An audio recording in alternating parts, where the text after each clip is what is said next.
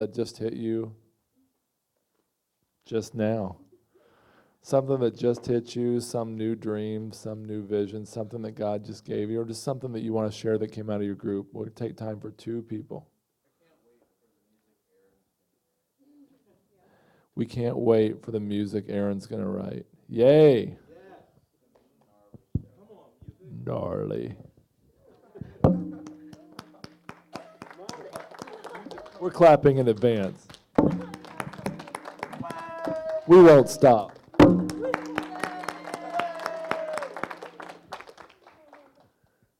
Dr. Marvin. Anybody else? Yes, Phil. What? That's a good one.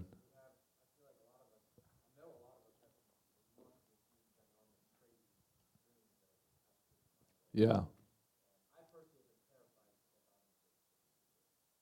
So Phil said he was terrified to step out into his dreams because they're too big for him, but we're breaking off fear.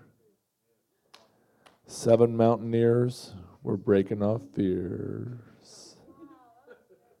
That was amazing. I was a poet, but you didn't know it. All right, so Terry Bowerman. I should have done this already. Sorry, guys. I just wanted to encourage you all because things that I shared with you at the beginning of the year are starting to transpire in my life. And seems like it's been slow, but God knows timing. And I wanted to encourage you guys in it because it'll happen if we're, like Phil said, stomping on the fear and praying into it and contending. God's to teach me a lot about contending. But I'm selling T-shirts to go to training in May for direct care training. Not only that, for months I've been trying to get a headway into Bedford County schools to be able to start presentations for middle school and high school, and it's finally begun. I'm dialoguing with someone.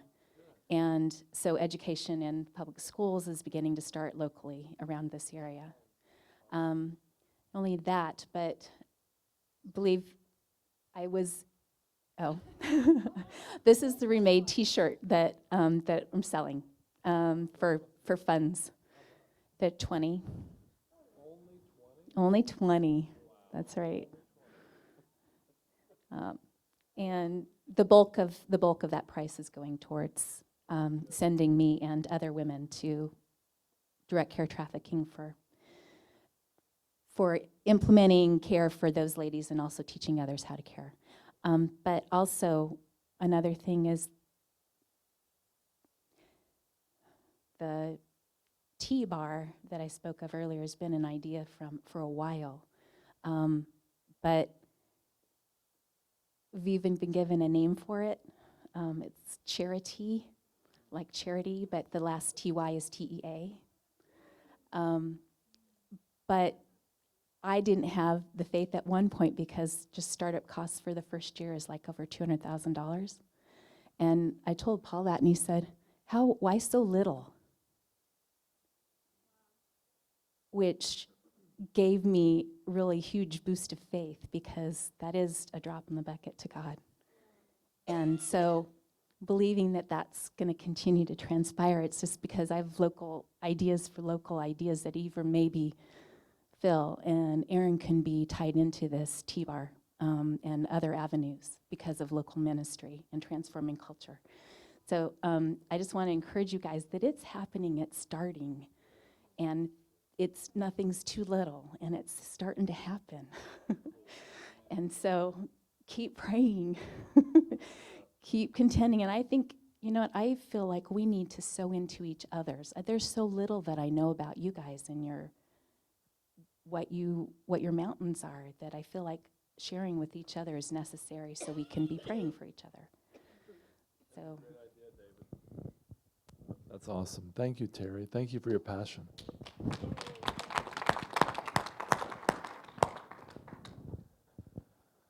All right, I'm going to do a very quick Q&A. So the first question was, how did you get from the poverty spirit and that mentality, believing business was second class to first class?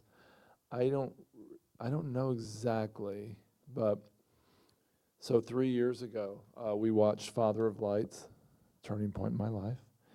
And about a week later, Perry Marshall, who's my hero, business hero, online marketing guy, he's a Bethel kind of Christian, and he announced this supernatural business webinar.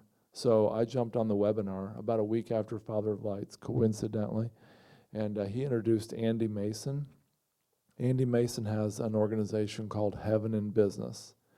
Heaven in Business is a ministry, I guess you could say it's a ministry related to Bethel. I wouldn't say it's a ministry of Bethel, but it might be. And so I listened to a bunch of their messages. That's where I got this content, as far as these amazing stories and what God's doing. But there's a website now you can sign up for. I don't know the exact thing, but you can Google Heaven in Business.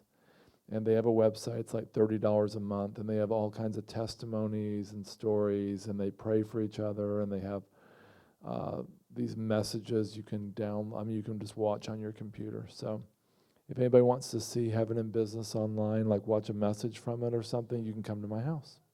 That's an invitation.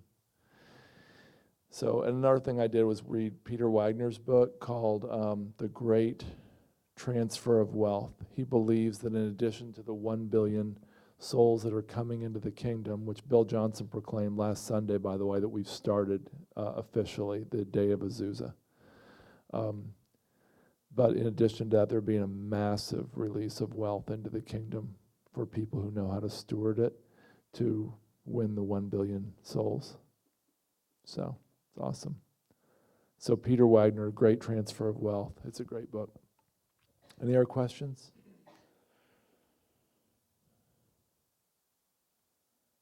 Hannah has a planted question. She won't ask.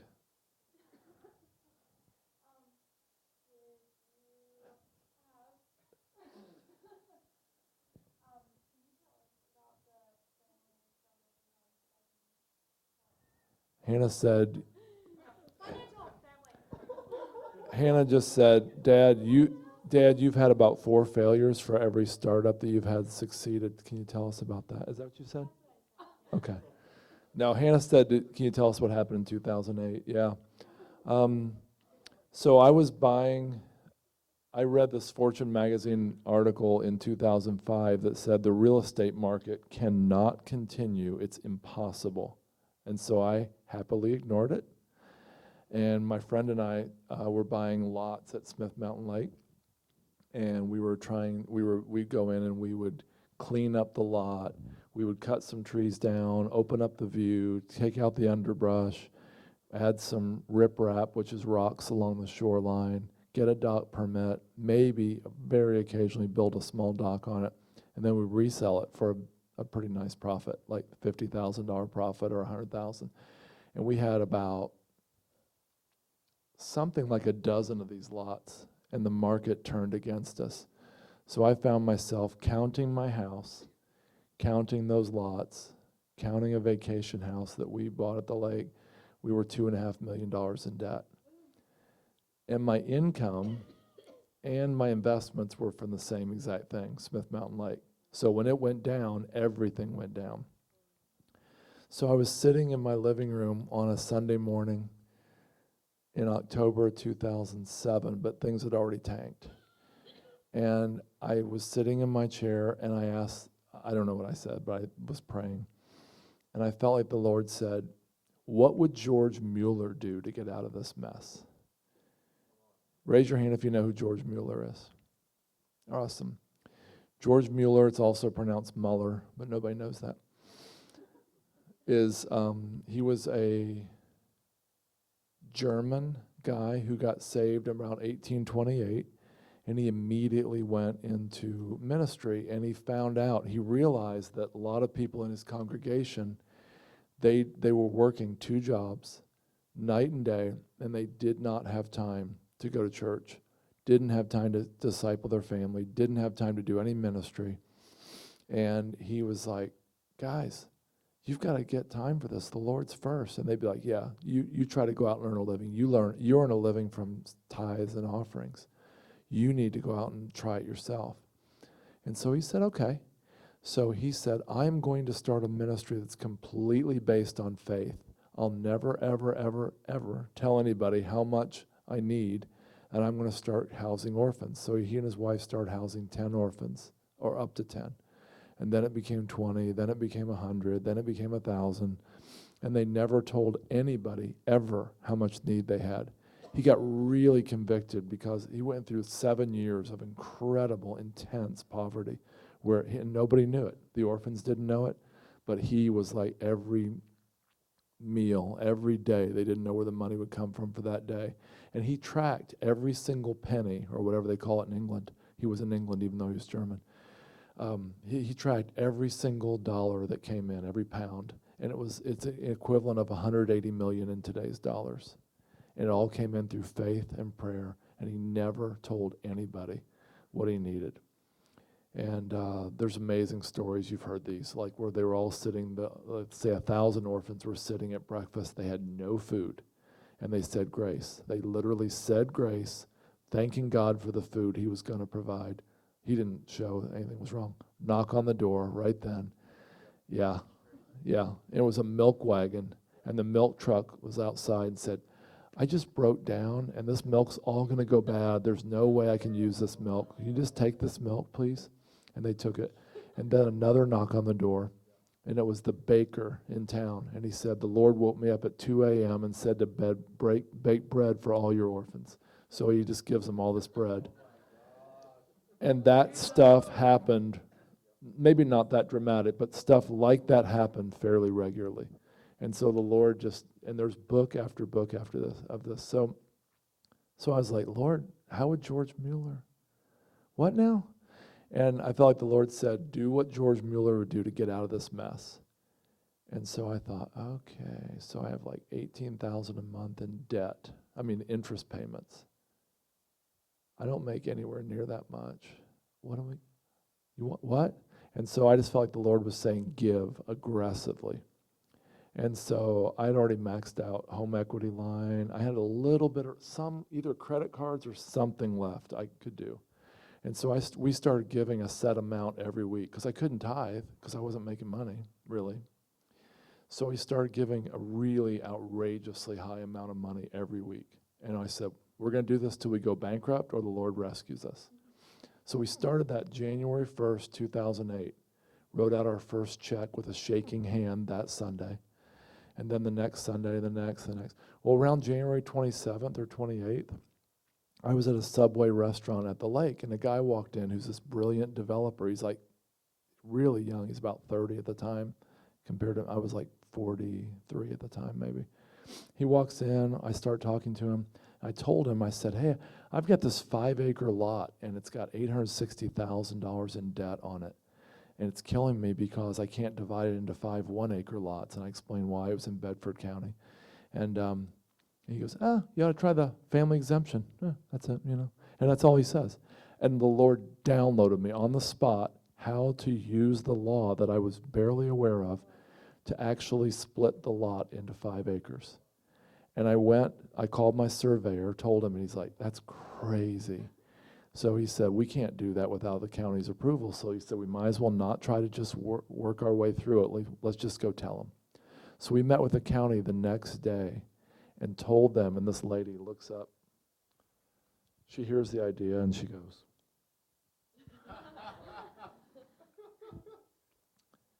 no one has ever used the law to not divide land to figure out how to divide land, but you. I don't know how you came up with this, but I can't stop you. So we divided it into 1-acre lots, sold it for like 1.3 million. We only owed 860,000. BB&T even gave us an $80,000 discount on paying off the loan because I complained so much because of some things they did wrong. They really did too, but they were great. After my attorney got hold of them, they were great. But anyway, so we paid. So literally 13 months after we started writing that weekly check, we were completely debt-free. And so we've been giving that amount like weekly ever since until last year, and then we felt like the Lord wanted us to double it. And right now, I do not have the income to keep giving this amount, but I'm going to do it.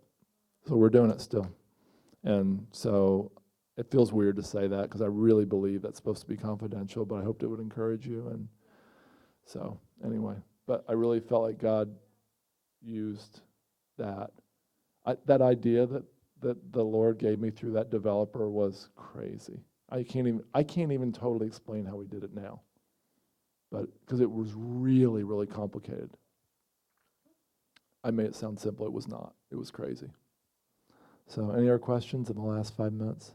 You young lady, Xana.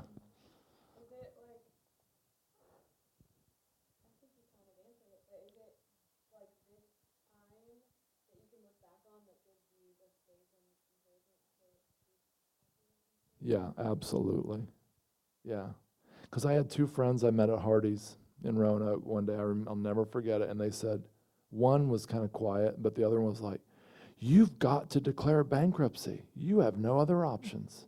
I said, "I don't think I'm ready to do that. I think God's going to bail me out." And they didn't laugh at me. They didn't mock me, but they were like, "Okay." So, yeah, yeah.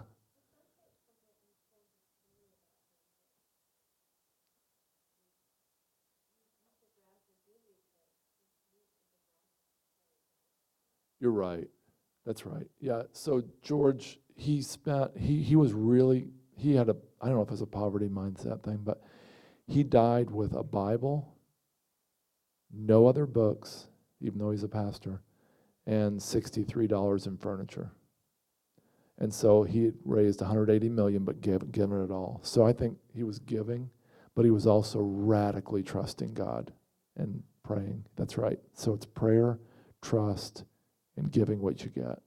Yeah. So, anybody else?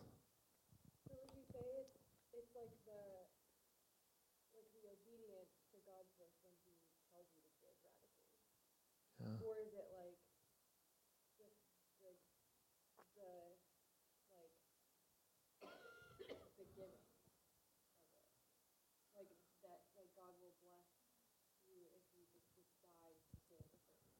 So the question is will God bless me just for being radical and giving, or the fact that I'm obeying? Yeah. I don't know. What do you think? Yeah. Yeah. Yeah. Yeah, I think you're right. I think it's obedience.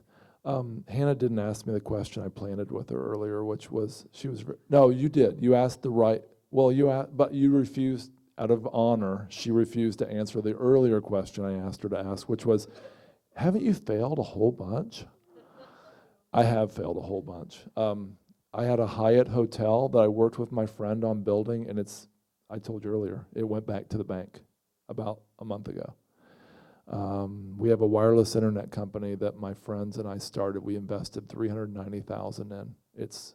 It's not bankrupt, but it's more or less. I mean, it's just like barely. It's just sort of barely surviving.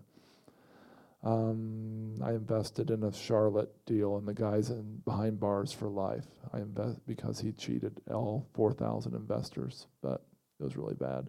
But I fell for it. So it's really important to learn to fail well. And I'm still learning. Anyway, what else?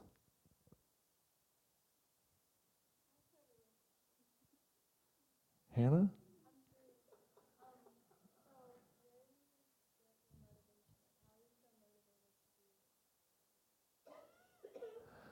Hannah said, "How am I so motivated to do all these?" Well, I'd really like to say it's because I looked into the eyes of the orphans in Haiti when we were there, and because I know people are dying because of malaria and because of all these things, and that's true, and that's actually what's motivated me to start this apartment business, because the Smith Mountain Lake business can feed our family and allow me to tithe, but it's limited. And that's another thing. I started 4 more companies like Smith Mountain Homes. Everyone failed. So Smith Mountain Lake has worked, and I don't know why the others didn't. But it was limited, and I mean, the apartment business is almost unlimited. So in other words, we could make a lot of money doing that. And I really feel like rather than coasting into my retirement, if there was such a thing, I want to do a lot more. And now that I've got this new revelation the last 2.5 years of that doing business is first class, not second class, I want to do that. But over the years, it's a lot been just drivenness. It's been, so my mom, she was amazing. But when I came home with like, she'd look at my report card, A minus? What's this A minus? And so I was super driven. I was like really, really driven to please her and really driven to be productive. And so I'd say a lot of it's been in the flesh. Yeah, a lot of it's just been this compulsion to be driven. Yeah. Isn't that godly?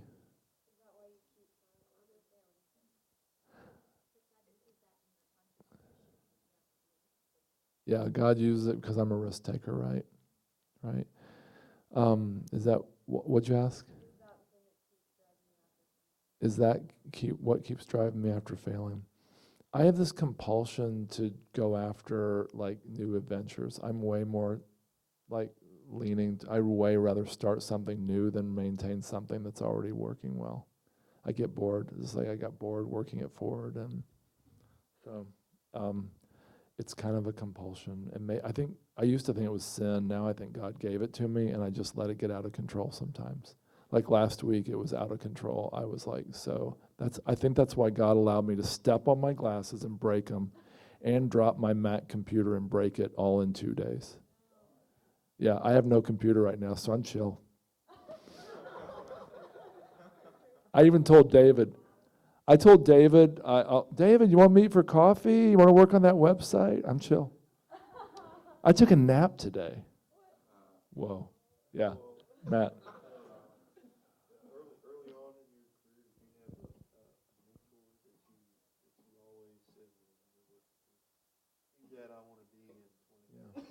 Early on in my career, did I have a mentor that helped me get where I...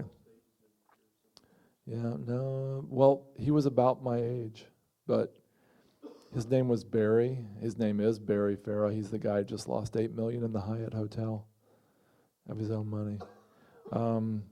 Yeah, him, definitely. And here's the interesting thing. I had just been saved 6 months, maybe a year. And I went to grad school, and right when we started our MBA, I said something like, oh yeah, man, I wish I could be a missionary. I really want to be a missionary. He's like, why? And I said, oh, because that'd be really godly. And he's like, no, man, what you're doing is godly. Whatever you do is God, and it's God, and he's in it. And I was like, I thought, he's kind of worldly. And I thought that for years about him. Like, he's just kind of worldly. He's amazing, and his dad was a well-known pastor in the faith movement back in the Oral Roberts faith movement way back when. He wrote a famous book, and turns out he was right, but he was my mentor mostly. I will tell you that Wade Myers is a great mentor if anybody wants to go Google him. He's got amazing websites on business and Christian business, and he's a friend of mine. And he told Ben Colley the other day, January, we met him in Dallas, and Ben said, what's one piece of advice you have? He said, take lots of risks while you're young. Wade said, when you're married, of course he was, but when you have kids, when you have a family, when you have a mortgage, you will not take as many risks, or you shouldn't. But take a lot of risks while you're 22. So that was his advice. Last question. Who does my hair? Well, I went to Cost Cutters. Thank you very much.